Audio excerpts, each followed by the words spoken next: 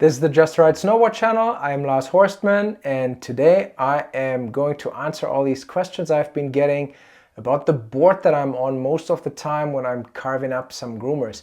And that is my Stranda Cheater 170 wide. Before I'm going to talk about the board, just full disclosure here, I am a Stranda Snowboards ambassador, and I am also helping the brand to get into new shops across the country. So there is an affiliation here. However, the important part of my relationship with Stranda and the reason why I ride them is basically how I found them. And I think that is important so you don't consider this some sort of sales event. I used to work in a board shop as a hard goods buyer, and I found the brand online because their philosophy resonated with me. They clearly prioritize edge grip in their construction and the design of the boards. And I always loved to carve for the entire life of my snowboarding career. So I read all this and I figured I need to give these things a try. Turned out we were the very first board shop in Canada that carried Stranda.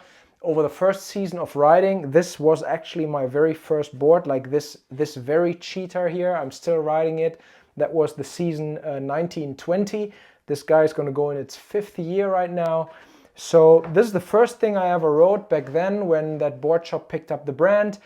I tried all the boards through that season that I had ordered for the shop, and the verdict was, wow, this is completely different. The level of smoothness, the level of grip, that was just something I had never felt before in, at that point, 26 years of snowboarding. So I started talking to Mats Droge, the owner of the company, quite a bit. Like, we chatted a bunch that season. I gave him some feedback on the boards. And so this relationship grew. And it literally grew because I was so drawn to the product and so obsessed with how these boards feel and how they turn that I was very, very happy to actually get involved with the company. So that, just as a side note, and that's not a sales event. I'm just going to talk about why I love this board so much. And I have been getting a lot of questions from you guys about that green big board. And yeah, there's a lot to find out about this thing. It is quite a stroke of genius in regards to snowboard design. Just a couple specs here, rider-wise and board-wise. This thing is 170 centimeters long. The wide version has a 275 millimeter waist. I am under 140 pounds with a size 10 and a half-ish boot, and I'm about 5'9" and a half. And regards to boot size, waist width, I'm set up 30 in the front and 9 in the back, positive. And on my back foot I have about 1/2 inch of toe and heel overhang with my right Insano boot.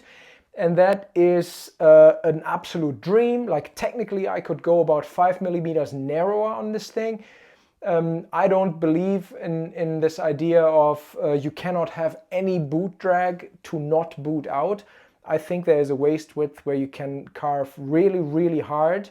The reward of not going too wide is that you can actually ride a lot more variable terrain. The crazy wide boards relatively to your boot size quite often buck you around because the board basically has more leverage over your ankle than your ankle over the board. And so for me this is like huge. This is plenty. 275 waist. So the things that I'm being asked the most, or when I first wrote it, was obviously, whoa, you're not a big guy, that's a 170, what's going on here? And in regards to board design, there are some things that need to be understood in regards to how long a board really feels when you ride it. That is not necessarily always relating to its physical length. There are a lot of other factors that can make a board feel long. So, and I'm not talking freestyle here. Obviously, if you have a huge board and you try to spin, that's very cumbersome because there's a lot of swing weight in the tips. That's not what I'm talking about. I'm solely attacking this topic from a turning and riding the mountain type standpoint. So 170, why is this working for me? There are a couple specs on this thing that you need to understand, and that makes this board so insanely amazing. So when you look at the spec sheet, it says 8.5 meter turning radius. This is semi-true, as in it's a blended side cut. It is not an 8.5 meter radial side cut that is the same along the entire edge. The board actually starts somewhere around here with more of an 8 meter turn entry, and that gets larger towards the tail. So anyhow, average 850. For anybody who is familiar with board specs, any kind of 160 snowboard out there is somewhere around 8 meter turning radius. So if you're normally riding like a 158 or 160, you are quite likely quite familiar with the turn shape and size that this 170 will produce. So the first thing that you notice when you get this thing on snow, and I'm talking to the people who can actually tilt the board on edge and follow the side cut. I'm not talking about like crazy aggressive carving, but you need to be able to actually carve a clean turn on this thing. That's not a board to slide around on, and that has something to do with the flex. I'll get there in a little bit. So the first thing you will notice when you put this on edge is the familiarity, that you're like, oh, this actually for 170 that comes around real quick. This is already one point that makes the board feel less cumbersome or not cumbersome, and therewith you will perceive it as a little bit shorter than it really is. Topped off is like the 8 meter entry radius is topped off with a very, very soft nose flex. So the first, let's say about 6 inches of this thing right after the contact point here is actually really, really soft. And what that does for you is it bends into the turn shape. The nose really helps you to enter turns. So I talked in my carving tips videos, I talked about how you need to get a board high on edge early, and with that I mean above the fall line, like riding into the fall line on edge. A nose like this makes that, this is why this is called the cheater. I'm cheating. A nose like this makes that way, way, way easier than the stiff noses that some carving boards, softboot carving boards out there deliver. So with a nose like this, I can tip that board on edge, weight my front foot, and it really bends and wants to shoot into the fall line and stay in this arc as well. So it's very, very nice. So you are combining the tight entry radius with a soft flexing nose, and you get this sensation of familiarity, right? Then the next thing you're going to notice when that thing is on edge and you're actually turning, like riding your arcs, is that, wow, this is really confidence inspiring because there's so much edge. So there's a measurement in some spec sheets, unfortunately not in all of them anymore, that is called effective edge. Effective edge is the amount of edge that actually, my table is too small, is actually the amount of edge that touches the snow from the widest spot here to the widest spot there. That's called your contact point. So it's pretty obvious to think that more effective edge in the snow equals more grip. Like if you think, you know, like it's annoying sometimes for snowboarders to watch skiers like carve down the mountain in stupid terrain, like it's bumpy and whatnot. If you think of what's going on there, they're on 2 planks, they have 2.5 times, 3 times the amount of edge, because a ski has a much longer edge relatively to its overall length than a snowboard. And then they have 2 of them. So there's way more steel, right? Like there's way more grip on snow. The beauty of a large effective edge like this, and we are talking 1.43 meters on this puppy here, is that there's always one part of your snowboard that is in touch with the snow. So if you hit a bump with the nose and the board gets a little like bucked around, by the time that nose has passed the bump and has grip again, there's grip somewhere, right? Like it's basically the edge is so long that it has much more surface to conform to the terrain and therewith offer you that grip. The next thing is the camber profile. When you look at this thing on the table, you see how high the camber is right in the center. but then it really mellows out here. The issue with boards of this caliber in regards to effective edge is the further away these contact points are from your feet, the more difficult they are to control, as in like getting pressure there or taking pressure away from there.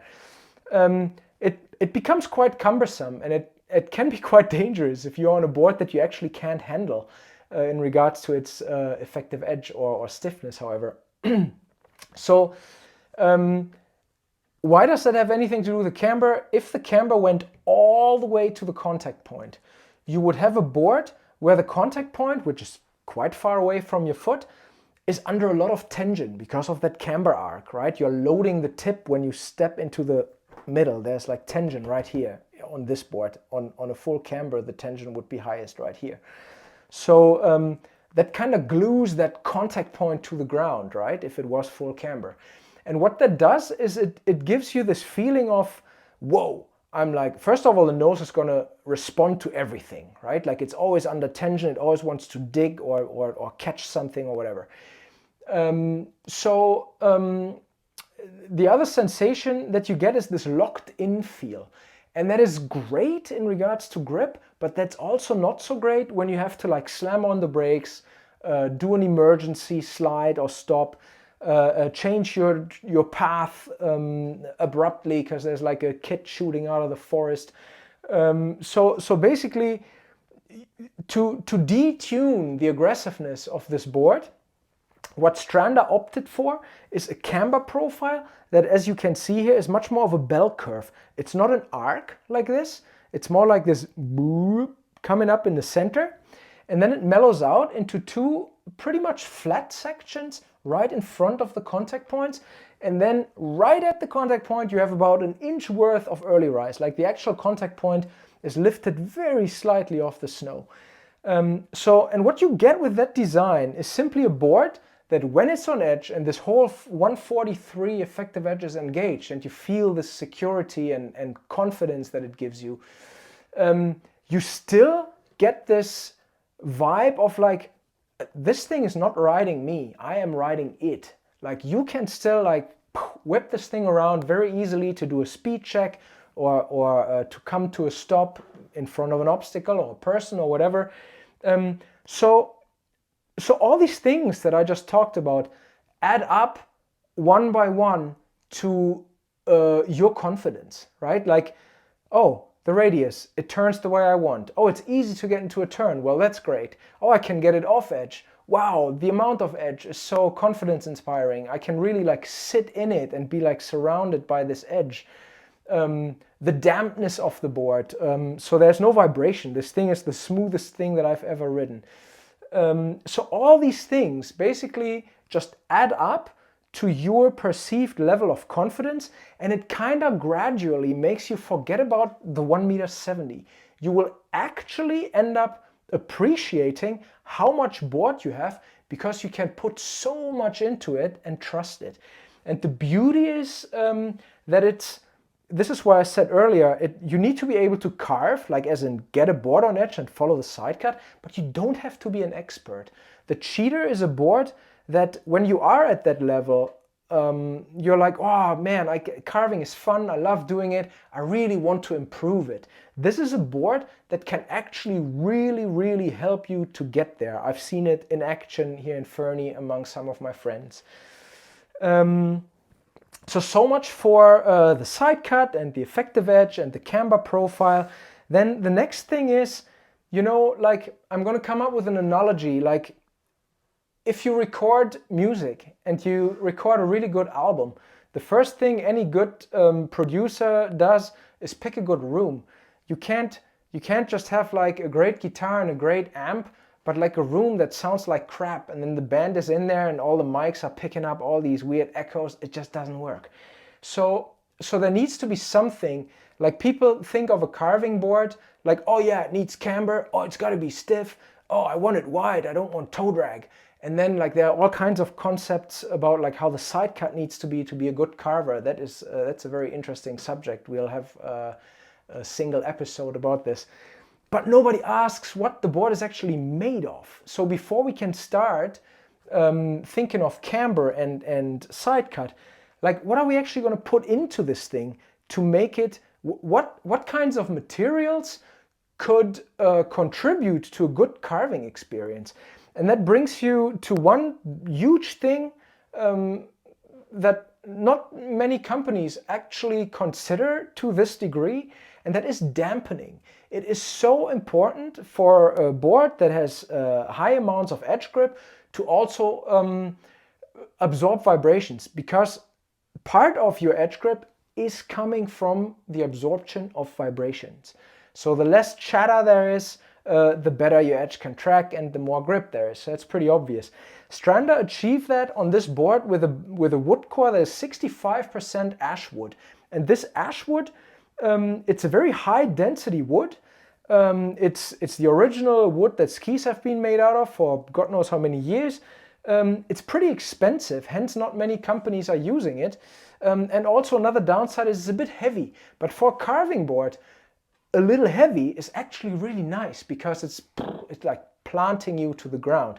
Like when I throw this thing on the ground in front of me, when I strap in at the lift, it just goes thump. It's a very low, nice damp sound this thing makes. So the dampening comes for one part from the ash wood core. It's 65% ash mixed with 35% poplar. And also from the epoxy Stranda is using. So basically this whole thing is glued together with an epoxy. You could say it doesn't cure to full brittle hardness. Like it basically, as it cures out, it induces an elastomer. So that is an extra layer of dampening that is literally everywhere in this thing without having to add another material. And then it's topped off with a bamboo top sheet. Bamboo, also quite a nice wood for flex and dampening. But the main aspect here is the wood core and the epoxy that Stranda is using for most of their boards. But the cheater, like, it's amazing how damp this thing is and how well it absorbs vibrations. So then in regards to the flex of this board, I mentioned earlier the nose is pretty soft. A good carving board needs to be torsionally stiff, and this is why this board is not a beginner board or a beginner carver board. It is the torsional stiffness is quite crucial. When you put a board on edge and you're railing through a turn, if it is easy to make it move torsionally, all it takes for your turn shape to mess up and your grip to go out of the window is a little bump that deflects the board and makes your feet kind of misalign, right? So this torsional wobble town is something that totally kills carving performance. So this thing is very stiff in the middle, and you can see how thick it is too, right? So this board, if you are considering you want to slide around the mountain and steer the board through torsional twist through your feet, it can be exhausting to ride it that way. You need weight. Like, you got to be a big guy to ride it in that easy manner. Like, personally, for me, it's possible, but it's kind of a lot of work. I take this thing on days when I'm like committed to just putting it on edge and carving down the hill. And then in regards to overall flex, soft nose, gradually stiffer. Really important zone is this, like on a carving board right in front of your front foot, that board needs to be pretty stiff. If you have a board that can fold here, life gets dangerous. If you launch into the nose to initiate your turn and you have some G-forces behind you and this thing folds right up, you're gonna get bucked big time, and that is beyond painful if that happens. So the Stranda boards, and in particular the Cheater, give you that safety platform right here before it goes to like quite easily bendable, pliable right here at the contact point. And then the tail is stiffer than the nose, so you're looking at a directional flex, softer, pretty stiff. Like, if you wanted to put numbers on this, you could probably say, I don't know, 5, 9, and 7 or something like that. So you have a tail that is stiffer than the nose, but the center is clearly where the meat of this board is coming from. Then the last thing to consider here is the amount of taper on the cheater. The cheater only has 9 millimeters of taper. What that means is it's 9 millimeters narrower at the contact points of the tail than it is at the contact points of the nose. That's normally a feature that you see in powder boards. So the narrower the tail, the easier it can sink, helping the nose to pop up, and that gives you uplift and float. On boards that are meant to carve groomers or to turn well, some taper is always a good idea because it makes turn entry a little bit easier, and it makes the turn exit a little less hooky, a little less grabby. The board is a little bit easier to release out of the turn. So there's one thing to understand about taper. It does have quite an impact on the turn shape of a board. So if a board has a significant amount of taper relatively to its length, like over a short effective edge, 30 millimeters of taper, like on some of the Japanese power boards, they are quite difficult to bring across the hill and finish your turns off properly, like in S-turn carving, surf style carving, because that tail really makes the board finish its turn more down the fall line rather than coming around nicely. So 9 millimeters of taper on a 143 edge is really not that much, and I find Stranda found the perfect balance on this thing because the board kind of has a lot of gears. Like I can ride it on a really narrow steep pitch and really bring it around in an insanely tight radius, or I can also open up the throttle. Like it kind of really rides with me the way I want to ride in the terrain I'm in. Base wise, you're looking at a sintered graphite race base. I personally really love a good base, not for the reason of high speed, but actually the better my board glides, the higher the ride quality, the less I need to worry in like slow situations to maneuver the board, right? Like good glide just means easier steering and higher ride quality. And in regards to the Stranda bases, I gotta say, like durability is off the chain. Like this is going into season number 5, I can't really believe it when I look at it. I do take very good care of my gear, but the fact that there are actually no scratches and it did not just have a base grind or something, just shows how dense these bases are. They're quite difficult to damage. And when you treat a base like this really well with a lot of wax, it eventually becomes really greasy, like it's really saturated. And yeah, it's just an absolute blast to ride this thing. All right, so that is that from me and my best groomer pal, the big green cheater. And I can only recommend trying one of these if you ever get the chance. Don't shy away from the longer boards. It's a trip. It's really something you need to experience.